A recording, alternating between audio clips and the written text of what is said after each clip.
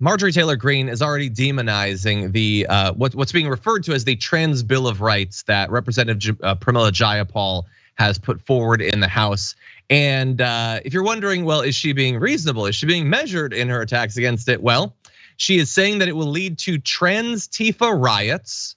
I did not misspeak. Perhaps she did. And the apocalypse, which is fun. And it's a weird reaction because when you look at what the bill would actually do, it's hard to imagine how it would lead to the end of humanity.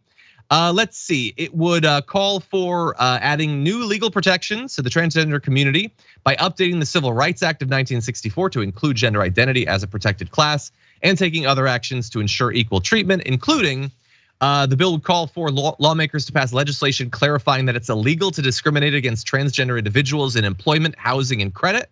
The bill would also call for the expansion of gender-affirming healthcare, protections for transgender people from healthcare discrimination, and for investments into community services to protect them against violence.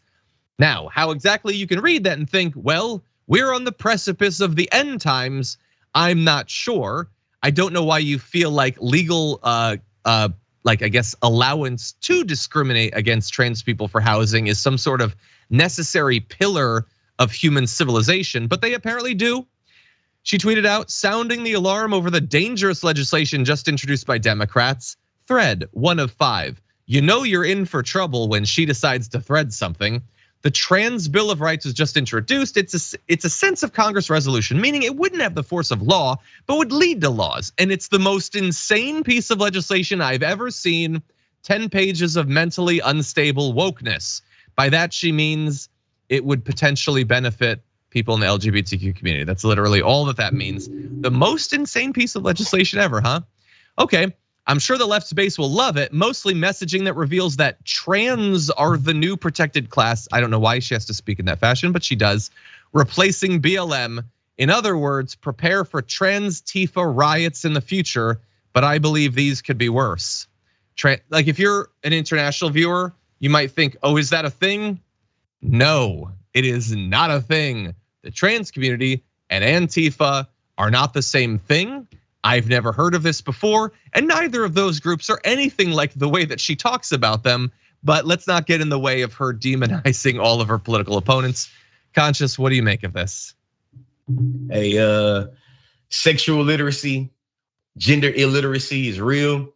All lives don't matter. All Lives Matter was a tone that was chastising, you feel me, for Black people for a long time. And now we are talking about trans identity and transness. We recognize that the moniker All Lives Matter does not account for them. So to me, when I think about life, liberty, and the pursuit of happiness, obviously that does not come into play when we start talking about Christians feeling like that everybody has to, fall down to, Christian doctrine or Christian beliefs. The last thing I'll say is that when we start thinking about equality or thinking about how this land is a land of the freedom or land of the free, we recognize that sentiment is not for everybody. Yeah, 100%. Yeah, it was like there were a lot of reasons to absolutely despise the All Lives Matter thing popping up, but the certainty that they definitely don't mean it, like for almost anyone, massively hypocritical. This is right-wing politics is a wheel of who are we going to attack, and they spin the wheel and they choose a group, and obviously some groups are immune. Basically, people who look like me are never going to come up on that. Although I guess I'm a leftist, so you're allowed to shoot me to death in Texas, I suppose. I learned that this week, so that's fun. But anyway, that's all their politics is. The idea that they care about life, that they care about all lives, absolutely ridiculous. So I want to give you a little bit more of how she's indoctrinating young right-wingers to think about the trans community. If you are trans, you already have the same rights as every other American, but now your identity is being used as a weapon to destroy all of our rights, and it is wrong. I don't know what in the bill takes away a single right from a cis person. I don't know what that is. Maybe she read a different draft. What's that? Projecting. I thought about this now. They projecting. Everything they're saying about the trans bills and trans identity is exactly what Republicans are doing when it comes to race and racism. Everything they're saying, literally. You say that you're trying to destroy people's freedom or liberty. Literally, I cannot teach about Black history without it being correlated to critical race theory and you being able to demonize how I'm able to teach children about the knowledge of themselves, how I'm able to teach them politically, socially, economically, they're of African descent without you feeling like I'm oppressing white kids or without you feeling like I'm telling white folks they're bad because they're white. So we literally see every argument they're making to the LGBT community about what the bills are doing is literally what they're doing to people that want to learn about race and racism. Yeah, it's just projection. That's all it is. I don't like. Maybe there are people who believe that they have some sort of God-given right to discriminate against trans people, and I suppose that's being taken away. I would argue that isn't a right. So again, you're not losing any rights.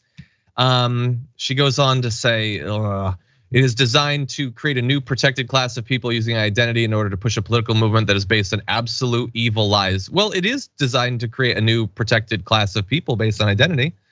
Yeah, if you'd like to make the case for why that is a bad thing, why this group doesn't deserve these protections, you can feel free to do that. The fact that you immediately saying that the entire movement is based on absolute evil lies implies that you're not mentally or intellectually capable of doing that, I suppose. And then she goes on to say it's like the Green New Deal, blah, blah, blah, blah, blah. It's all utter nonsense. I'm gonna give the last word though to Pramila Jayapal, who sponsored this in the House, saying it's impossible to take seriously anyone who believes that global warming is, quote, actually healthy for us, or that wildfires in California may have been caused by space lasers. In 2023 alone, there have already been more than 450 anti-LGBTQ plus bills proposed in legislatures across the country and at the federal level. These are the facts. Trans people are discriminated against when seeking housing, employment, and even healthcare. That is utterly and 100% indisputable. The vast majority of the legislative time and attention on the right in virtually every state has been on this one topic. And I would try to appeal. It's a useless, futile appeal, but if you're a conservative and you're watching this, I understand that you have been trained by the voices barking at you from the TV to believe that the greatest threat facing you is like a trans person or whatever. But even if that was the case, 250 bills in a couple of months, aren't you also terrified about caravans or some stupid BS? Why just the focus on the trans community? Does that not feel a little bit artificial to you?